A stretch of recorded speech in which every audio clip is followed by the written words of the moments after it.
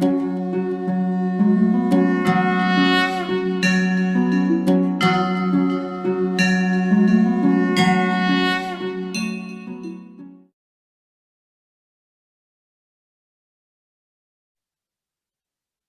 દોસ્તો, good morning. કેમ છો બધા? ચલો દોસ્તો, આજે આપણે લોકો એનસીઆરટી એનસીઆરટી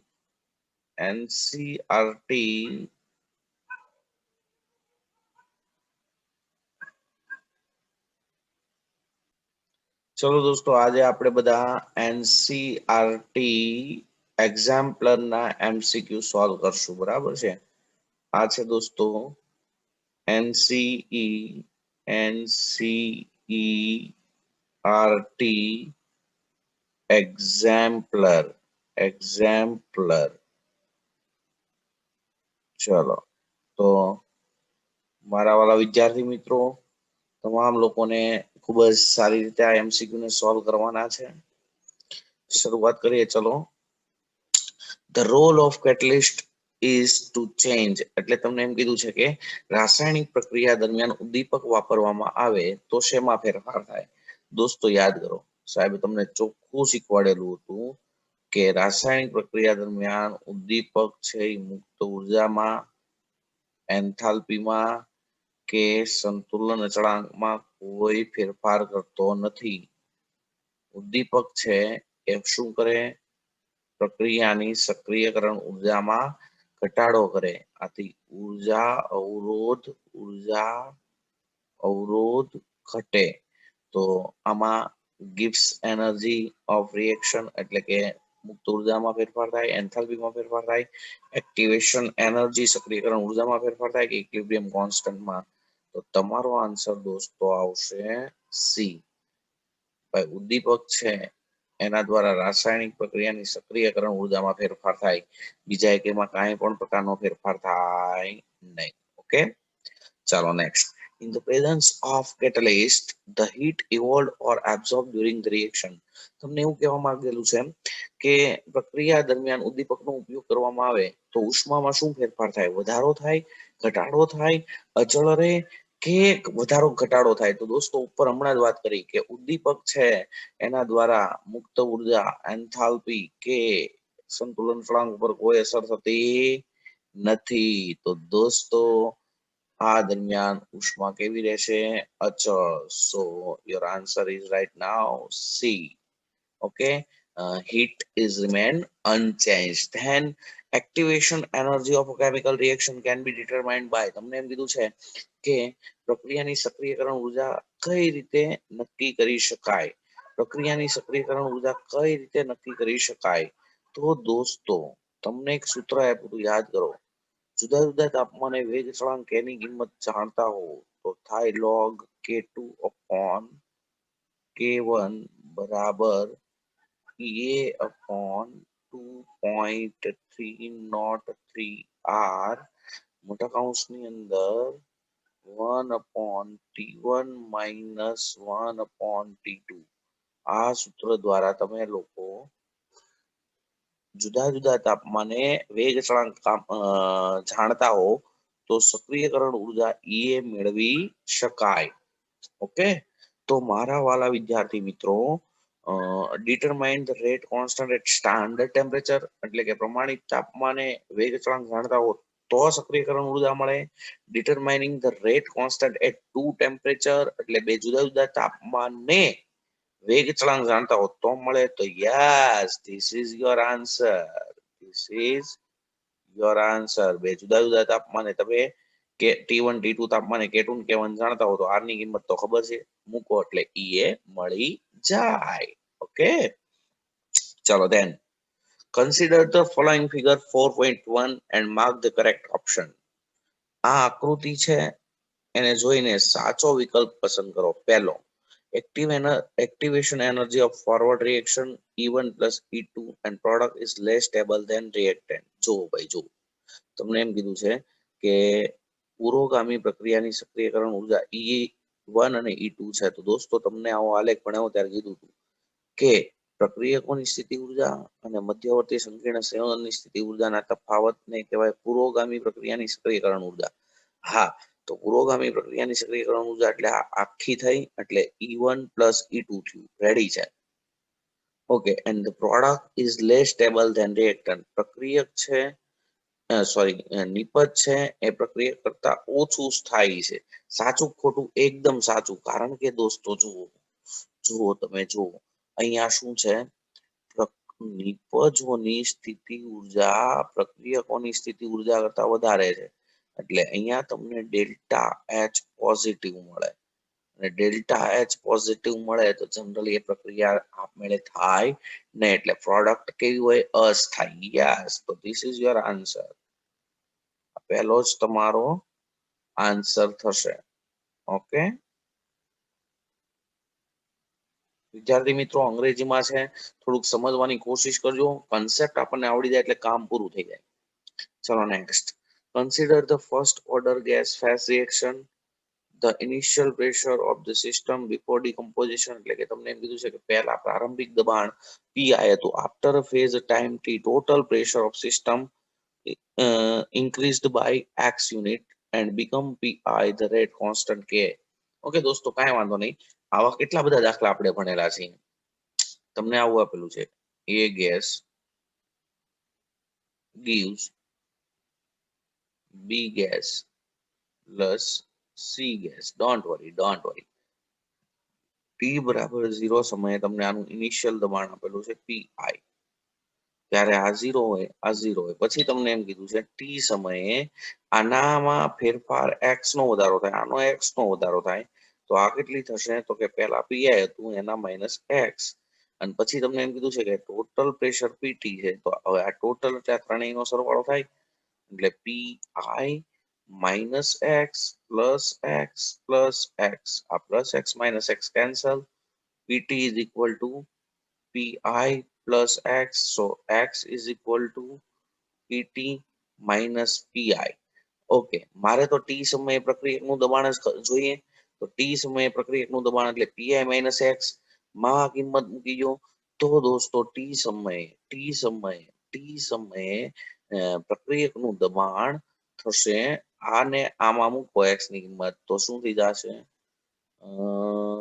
ટી સમયે એનું દબાણ એ થશે દોસ્તો PI minus PT plus PI, એટલે થશે 2pi minus pt. ઓકે, તો આપણે સૂત્ર શું મારીએ? k is equal to 2.303 upon t log પ્રારંભિક દબાણ છેદમાં પ્રક્રિયકનું અંતિમ દબાણ. પ્રક્રિયકનું અંતિમ દબાણ આ છે, પ્રક્રિયકનું પ્રારંભિક દબાણ પીઆઈ હતું. તો પીઆઈ ના છેદમાં 2pi minus pt. Yes, your answer is 2. Okay, સમજાય છે? બહુ સિમ્પલી જવાનું ભાઈ. ચલો next. According to the Arrhenius rate constant k is equal to, okay આ સમીકરણ તમારી પાસે ઓલરેડી છે, k is equal to a e raised to minus e upon rt. બરાબર છે. તો following represents the graph ln k versus 1 upon t. હા તો દોસ્તો, તમને લોકોને આ ગ્રાફ શીખવાડેલો જ હતો. ln k વિરુદ્ધ 1 upon t નો આલેખ કેવો આવશે? ઉત્તર તો કારણ કે તાપમાન વધે તો કે વધે, તો 1 upon તાપમાન વધે તો કે ઘટે. Okay, yes, this is your right answer. Next. Consider the Arrhenius equation given નો the mark the correct option. તમને એમ કીધું છે કે આ સમીકરણ દ્વારા સાચું વિધાન પસંદ કરો. ચાલો, તમને એમ કીધું છે કે rate constant increase exponentially with increasing activation energy and decreasing temperature. સક્રિયકરણ ઉર્જા વધે અને તાપમાન ઘટે તો વેગ ચળાંક વધે. ખોટી વાત છે ભાઈ. વેગ ચળાંક ક્યારે વધે? સક્રિયકરણ ઉર્જા ઘટે અને તાપમાન વધે. યસ, તો rate constant is increase exponentially with decreasing activation energy and increasing temperature. એટલે તમારો આન્સર અત્યારે થશે ડી. સક્રિયકરણ ઉર્જા ઘટે અને તાપમાન વધે તો દોસ્તો રેટ કોન્સ્ટન્ટ એક્સપોન્શિયલી વધે. ઓકે, ચલો નેક્સ્ટ. તમને એમ કીધું છે the graph volume of hydrogen released versus time the reaction between zinc and dilute HCl simplicity based Zn plus 2HCl gives ZnCl2 plus H2 gas. તો આ દરમિયાન આ અક્ષ ઉપર તમને આપેલું છે તાપમાન. ઓકે, આ અક્ષ ઉપર શું આપેલું છે? તાપમાન. અને એક્સ અક્ષ ઉપર આપેલો છે સમય. Okay, don't worry. તો તમને એમ કીધું છે કે સાચું વિધાન પસંદ કરો. ચલો તો દોસ્તો, average rate up to 40 second એટલે 40 સેકન્ડ સુધીનો રેટ કીધો છે. તો y બાય એક્સ લો 40 સેકન્ડે. તો v3 કદમાં થતો ફેરફાર કેટલો છે? v3 minus v0 40 સેકન્ડે. અથવા તો આપણે એમ લઈ શકીએ v3 માઇનસ v0 અપોન 40. અહીંયા તો v3 માઇનસ v2 છે. v3 માઇનસ v2 હોય તો v3 માઇનસ v2 થવા માટેનો ટાઈમ 40 માઇનસ 30 થાય. એટલે આ વિધાન કેવું છે? It is wrong. Average rate up to 40 second is v3 minus v2 થવા માટે લાગતો સમય 40 માઇનસ 30. 40 માઇનસ 30. યસ, તો એવું જ છે. તો ઈ વિધાન કેવું થયું? 8માં ઈ વિધાન કેવું થયું? Sorry, v3 minus v2. Yes, v3 minus v2 અહીંયા થવા માટે 40, અહીંયા થવા માટે 30. યસ, આ વિધાન કેવું છે? સાચું. બરાબર છે. તમને એમ કીધું છે on the basis of this mark the correct option નક્કી કરવાનો છે. ચલો નેક્સ્ટ, v3 40 સેકન્ડે. હા, તો v3 માઇનસ 0 એટલે v3 અને 40 માઇનસ 0 એટલે 40. એટલે આ ઓપ્શન પણ કેવો થશે? સાચો થશે દોસ્તો. એક્ઝેક્ટલી. બોલો કઈ પ્રોબ્લેમ? પણ આ ને આ પછી v3 માઇનસ v1 એના માટે v3 એ ટાઈમ હતો 40, v1 એ ટાઈમ હતો 20. બરાબર છે. પણ અહીંયા v1 એ ટાઈમ 30 પણ બતાવે છે અને 40 પણ બતાવે છે. એટલે આ આન્સર આપણે લખી શકાય નહીં. Same way v3 minus v2 એ ટાઈમ 30 પણ બતાવે છે, 40 પણ બતાવે છે અને 50 પણ બતાવે છે. એટલે આને પણ વેલિડ આન્સર ગણી શકાય નહીં. તો આ એક જ આન્સર v3 માઇનસ 0 એટલે એટલો તફાવત, ત્યારે ટાઈમ 40 માઇનસ 0. ઓકે, તો અત્યારે most probable and valid answer is 3. Most probable and valid answer is 3. Okay, સમજાય છે? હે, ત્યારબાદ which of the following statement is not correct about order of reaction? એટલે પ્રક્રિયા ક્રમ માટે નીચેનામાંથી કયું વિધાન ખોટું છે? The order of reaction can be fractional number. તમને એમ કીધું છે કે પ્રક્રિયા ક્રમ છે એ ફ્રેક્શનલ નંબર છે. તો એ એકદમ વાત સાચી છે. પ્રક્રિયા ક્રમ છે એ શૂન્ય પણ હોઈ શકે, અપૂર્ણાંક પણ હોઈ શકે. બરાબર છે, એ ફ્રેક્શનલ નંબર હોય. Order of reaction is experimentally determined quantity. તો બરાબર છે, તે પ્રક્રિયા ક્રમ છે એ ક્વોન્ટિટી દ્વારા નક્કી થાય. બરાબર છે, જથ્થા દ્વારા નક્કી થાય. તમને બધાને ખબર છે કે પ્રક્રિયા ક્રમ એ પ્રક્રિયકોની સાંદ્રતાના ઘાતાંકના ઉપર આધાર રાખે. The order of reaction is always equal to sum of stoichiometric coefficient of reactant in the balanced chemical equation. This is wrong. Yes, it is wrong. It is wrong. It is wrong. Why it is wrong?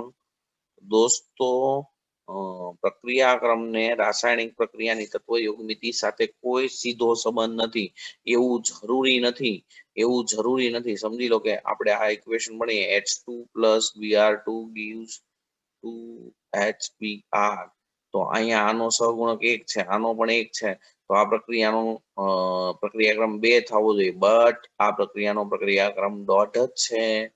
એટલે એવું જરૂરી નથી કે પ્રક્રિયામાં પ્રક્રિયક અને નિપજના સહગુણક સાથે તે સીધો સંબંધ ધરાવે છે. નહીં.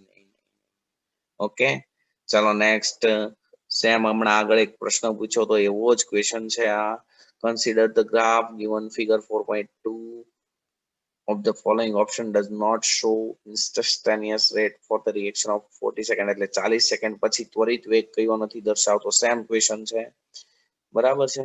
અને ગ્રાફ કયો લેવાનો છે 4.2 એટલે આનો આ જ ગ્રાફ લેવાનો છે અને સેમ વસ્તુ થઈ ને તો શું થશે ચાલો તો પહેલું v5 minus v2 is equal to sorry upon 50 minus 30 તો v5 કયો છે આ છે યસ ત્યારે સમય 50 v2 એટલે આ સમય છે ત્યારે 30 ઓકે તો તમને એમ કીધું consider the graph which of the following option does not show instantaneous rate of the reaction at 40 second 40 સેકન્ડે rate કયો દર્શાવતો નથી એવું તમને પૂછવામાં આવેલું છે બરાબર ને હાલો તો આના માટે આપણે 40 સેકન્ડે આપણે ઢાળ દોરવાનો તો એક આ ઢાળ દોર્યો તો આ v3 minus v2 વાળો એટલે આ જો આમ બરાબર તો એક્ઝેક્ટલી v5 ટાઈમ હતો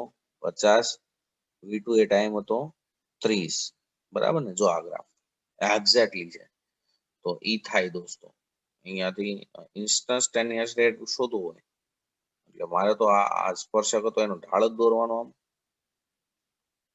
બરાબર ને ચાલો તો v5 હતો ત્યારે સમય 50 ને v2 હતો ત્યારે સમય 30 તો ઉપર v5 minus v2 છે 50 minus 30 એટલે આ સાચું છે આપણે તો કયું દર્શાવી શકતું નથી એવું લેવાનું છે બરાબર છે ચલો next v4 minus v2 upon 50 minus 30 હવે v4 છે જોજો હવે મારે v4 લેવો છે તો એના માટે તો ઢાળ આવો થશે ને એના માટે ઢાળ આવો થશે જોજો v4 અહીંયાથી લેવાય આમ માઇનસ v2 હતું ને તો v4 minus v2 કરું તો v4 એ અહીંયા 50 સેકન્ડ આવે છે અને અહીંયા એક્ઝેક્ટલી v2 એટલે અહીંયા આવશે હાલો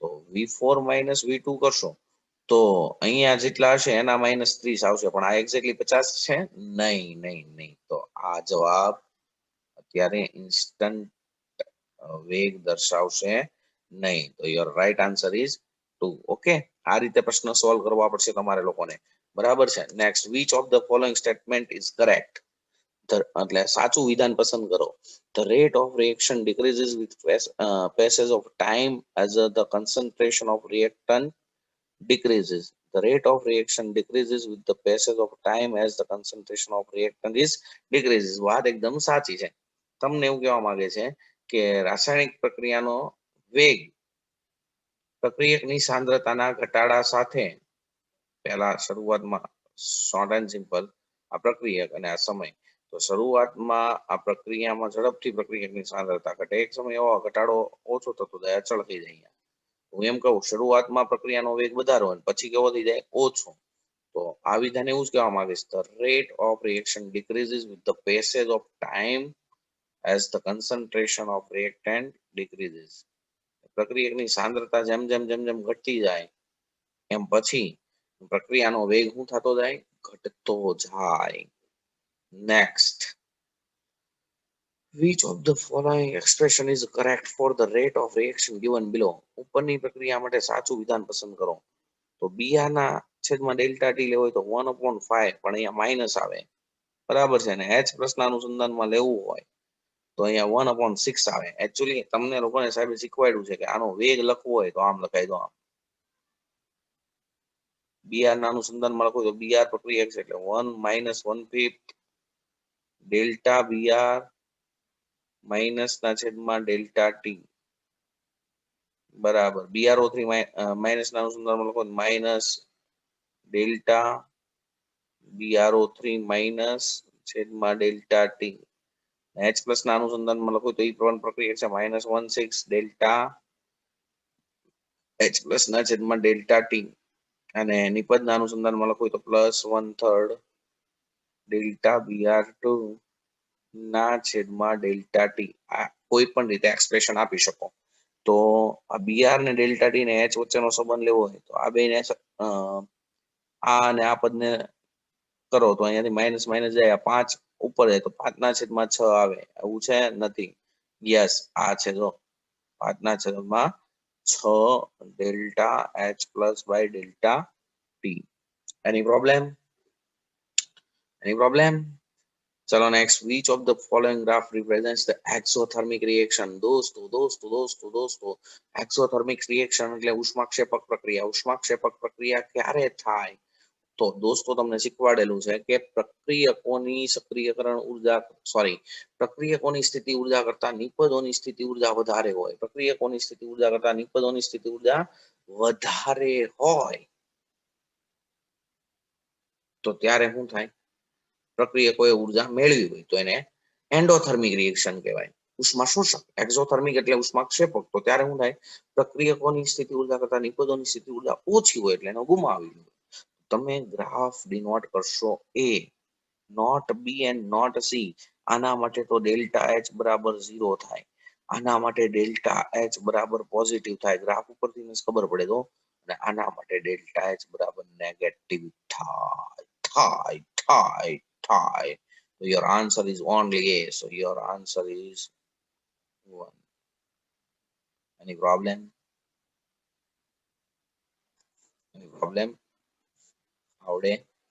આવડવું જ જોઈએ. હા, ચાલો 14મો question. rate law for the reaction A plus B 2B gives C. એટલે તમને એમ કીધું છે કે આપેલી પ્રક્રિયા માટેનો વેગ આવો રીતે દર્શાવે છે, K into A into B. બરાબર છે. નેક્સ્ટ તમને એમ કીધું છે કે concentration of reactant B is doubled. B નું concentration ડબલ કરવામાં આવે અને keeping the concentration of A is constant. A નું concentration constant રાખવામાં આવે તો the value of rate constant will be simply છે જો બહુ સિમ્પલી છે. વેગ તમને ચોખ્ખો આપી દીધો છે કે A into B. આને કહી દો પ્રારંભિક રેટ. હવે તમે શું કરો છો? એની સાંદ્રતા અચળ રાખો છો અને B ની કરી દો છો ડબલ એટલે 2B કરી દો છો. તો અહીંયા તો કઈ છે જ નહીં ને, 1 1 જ છે ને. તો હવે આ 2 ને આગળ લઈ લઉં ગુણ્યા K A into B.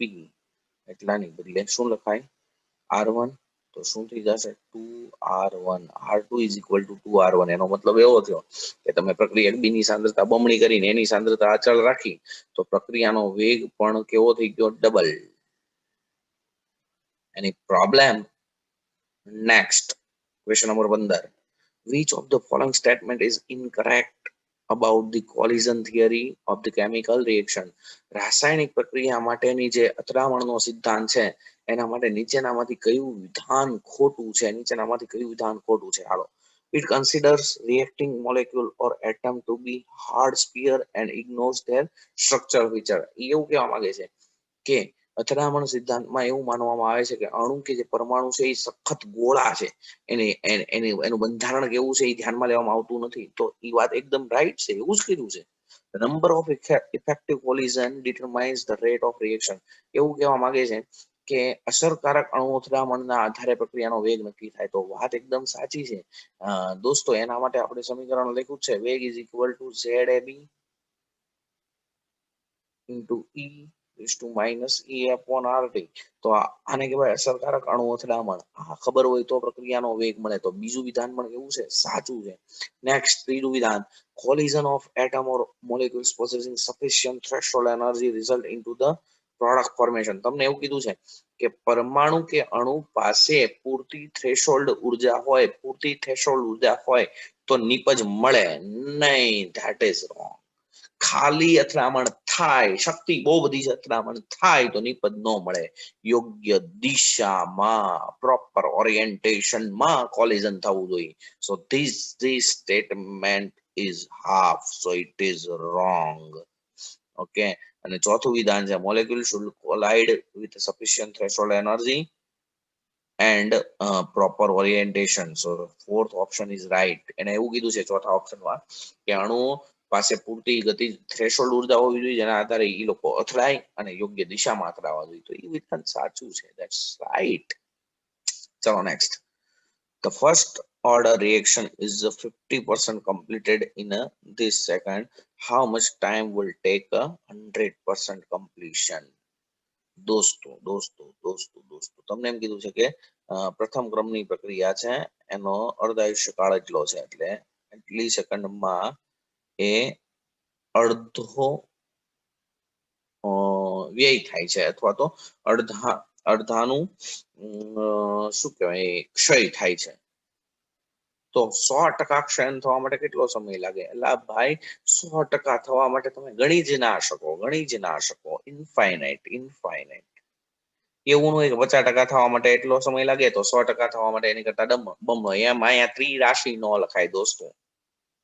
Okay, આનો 50% થવા માટે એટલો સમય લાગે તો ઈ જેટલો થયો એનાથી પાછો 50% થવા માટે એટલો, એનાથી પાછો 50% થવા માટે એટલો, એનાથી પાછો 50% થવા માટે એટલો, એનાથી અડધો થવા માટે એટલો, અડધો થવા માટે એટલો યાદ રાખે એટલે ઇન્ફાઇનાઇટ ટાઈમ કહેવાય. Okay, next 17. તમને એમ કીધું છે બે પ્રક્રિયા છે અને બી વચ્ચે આવી પ્રક્રિયા થાય છે અને આવા ડેટા આપ્યા છે. તો તમને એમ કીધું છે કે આપેલા ડેટા ઉપરથી પ્રક્રિયાનો વેગ સમીકરણ જણાવો. તો એમનામ લોજિકલી જો પહેલા એની સાંદ્રતા 0.30 મોલર હતી અને બી ની સાંદ્રતા 0.30 મોલર હતી, ત્યારે વેગ 0.10 હતો. સાંભળજો. ઓકે, ચાલો હવે એની સાંદ્રતા 0.30 એટલે અચળ રાખી અને બી ની સાંદ્રતા જો ડબલ કરી દીધી તો વેગ કેટલો થયો? 4 ગણો થઈ ગયો. 0.10 માંથી 0.40. એનો મતલબ એવો થયો કે અહીંયા એ તો કઈ કર્યો જ નતો, ફેરફાર જ નતો કર્યો, પણ બી ની સાંદ્રતા બમણી કરી તો વેગ 4 ગણો થયો. એનો મતલબ એવો થાય કે આ પ્રક્રિયાના જે ડેટા છે એનો વેગ બી ના અનુસંધાનમાં બીજા ક્રમનો છે. સિમ્પલી કારણ કે આની સાંદ્રતા બમણી કરો તો 4 ગણો વેગ ક્યારે થાય? 4 ગણો ક્યારે થાય?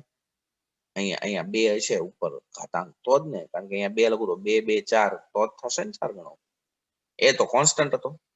ચલો હવે આ પહેલું અને ત્રીજું જો તો એમાં આ બી ની સાંદ્રતા અચળ છે જો, બરાબર, અને તમે એની સાંદ્રતા બમણી કરી તો વેગ પણ 0.10 માંથી 0.20 એટલે વેગ પણ બમણો થયો. એનો મતલબ અહીંયા ખાલી એની સાંદ્રતાની કેટલી ઘાતાંક હશે? 1. તો જો અહીંયા તમે 2 કરો તો વેગ એ બમણો થાય.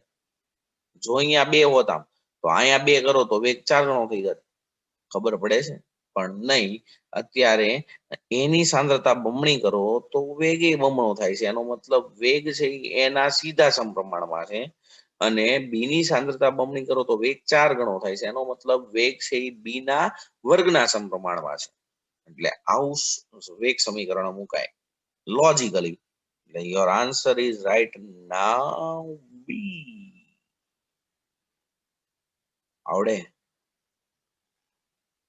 આવડવું જોઈએ દોસ્તો. હું એટલી મહેનત કરું છું તો તમારે તો કરવી જ પડે ને ભાઈ. ચલો next 18મો. Which of the following statement is not correct for the catalyst? ઉદ્દીપકો માટે નીચેનામાંથી કયું વિધાન ખોટું છે, કયું સાચું નથી એમ પૂછ્યું છે. Catalyst the forward and backward reaction to the same extent. એમ કીધું છે કે ઉદ્દીપક પુરોગામી અને પ્રતિગામી પ્રક્રિયાને સરખી રીતે ઝડપી બનાવે. It alters delta G of the reaction. એમ કીધું છે કે તે ડેલ્ટા જી ના મૂલ્યમાં ફેરફાર કરે. દોસ્તો કોઈ દિવસ ના કરે. ઉદ્દીપક છે એ પ્રક્રિયાની મુક્ત ઉર્જામાં કોઈ પણ પ્રકારનો ફેરફાર કરતો નથી. આ જ વિધાન ખોટું છે. It alters delta G of the reaction. આ વિધાન કેવું છે? ખોટું. ચલો next 19. The value of the constant of pseudo first order reaction. તો આભાસી પ્રથમ ક્રમની પ્રક્રિયા ના વેગ અચળાંકની કિંમત કેટલી હોય? The value of rate constant of pseudo first order reaction so depends on the concentration of reactant present in a small amount. Depends on the concentration of reactant present in excess. આને એમ કીધું છે કે એ પ્રક્રિયાનો વેગ અચળાંક, આભાસી પ્રથમ ક્રમની પ્રક્રિયાના વેગ અચળાંકનું મૂલ્ય ઓછી સાંદ્રતા વાળા પ્રક્રિયકના સાંદ્રતાના સમપ્રમાણમાં હોય એના ઉપર આધાર રાખે. બીજું છે વધુ સાંદ્રતા ધરાવતા પ્રક્રિયકની સાંદ્રતા ઉપર આધાર રાખે. ત્રીજું છે it independent of the concentration of reactants. એટલે તે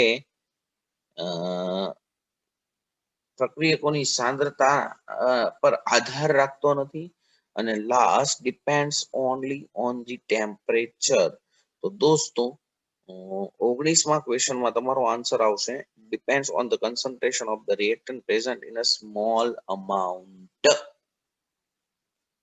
આભાસી પ્રથમ ક્રમની પ્રક્રિયા છે એ દોસ્તો જે પ્રક્રિયા એક કરતા વધુ પ્રક્રિયાઓના અનુસંધાનમાં થતી હોય પણ એમાં એક પ્રક્રિયાની સાંદ્રતા ઓછી હોય તો પ્રક્રિયાનો વેગ એના અનુસંધાનમાં જ રજૂ થાય.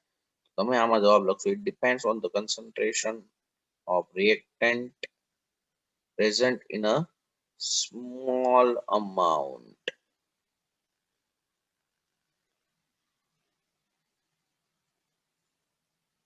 Okay, any problem? Sorry. પહેલી વાત તો વેગ છે એ સાંદ્રતા ઉપર તો આધાર નથી રાખતો ભાઈ, સાંદ્રતાની ઘાતાંક ઉપર આધાર રાખે છે. So it depends on the concentration of reactants present in the small amount. પણ આપણે એમ કહી શકીએ કે જે પ્રક્રિયાની સાંદ્રતા ઓછી હોય એના અનુસંધાનમાં વેગ રજૂ થાય. બરાબર છે. ચલો નેક્સ્ટ 20મો question. Consider the reaction A gives B. The concentration of both reactant and product varies exponentially with the time. Which of the following figure is correctly? તો દોસ્તો આમાં મારે કઈ કેવું જ ન પડે. સમયના અનુસંધાનમાં પ્રક્રિયકની સાંદ્રતા ઘટે, નિપજની સાંદ્રતા વધે. એક સમય એવો આવે કે બંનેની સાંદ્રતા અચળ બને. અચળ ત્યારે શું સ્થપાય? સંતુલન. સંતુલન સ્થપાય. શું સ્થપાય? સંતુલન. તો દોસ્તો એનસીઆરટી એક્ઝામ પરના આપણે એટલા એમસીક્યુ સોલ્વ કર્યા. તમને આમાં કઈ પ્રોબ્લેમ હોવો જોઈએ નહીં. ઓકે ઓકે, એની પ્રોબ્લેમ? ચાલો, હરિઓમ.